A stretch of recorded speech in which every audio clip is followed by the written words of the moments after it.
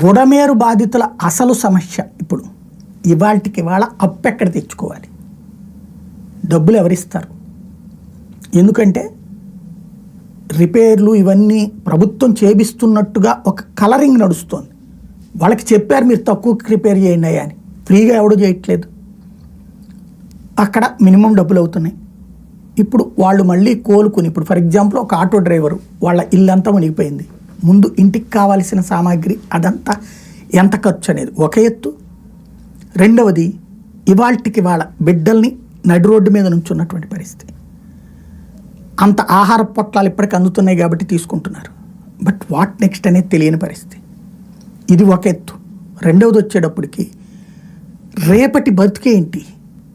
ఇప్పుడు ఈ సామాన్లన్నీ కొనుక్కోవాలంటే ఎట్లా లేదన్న చీఫ్ ఇవాళ ఒక మంచం చూస్తే ఎంత ఉంది? డబుల్ కాట్ బెడ్లు ఇవైతే కనుక 70,000 నుంచి ₹1,00,000 పైనే ఉన్నాయి.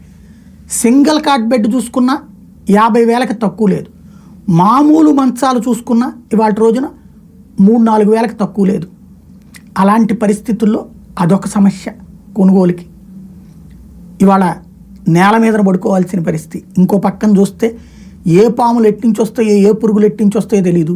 చుట్టూ కంపు బురద అట్లాగే ఉంటుంది. ఆ పక్కన ఇళ్ల పక్కకే వెళ్తుంది.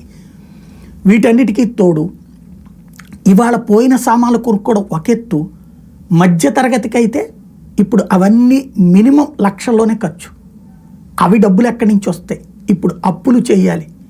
అప్పులు తీర్చడానికి ఆదాయం ఎక్కడి నుంచి వస్తుంది? నిజంగా చేయని తప్పుకి, ప్రకృతి వైపరీత్యానికి నలిగిపోతున్నారు అక్కడ వాళ్ళు.